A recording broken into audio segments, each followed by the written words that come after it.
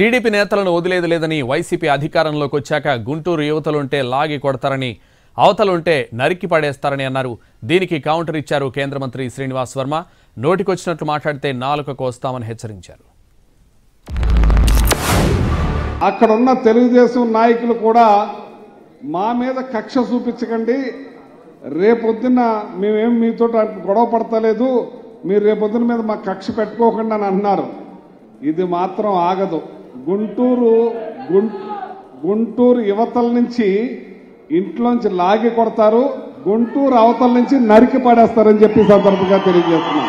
ఈ ఎర్రిపప్ప టీడీఆర్ నిధుల పేరుతో పెద్ద ఎత్తున తణుకు మున్సిపాలిటీలో 100 కోట్లు దుర్వినియోగం చేసినటువంటి వ్యక్తి. అవినీతికి మారిపోయారు ఈ ఎర్రిపప్ప. మనల్ని రెచ్చగొడితే ఏదో 100 మంది కార్యకర్తలు ఉన్నారు కదా మీటింగ్ లో, ఏదో మాట్లాడితే చప్పట్లు కొడతారంటే నాలుగు కోసేస్తామనేటువంటి సంగతి ఇవాళ ఎర్రిపప్పకు చెప్తున్నారు.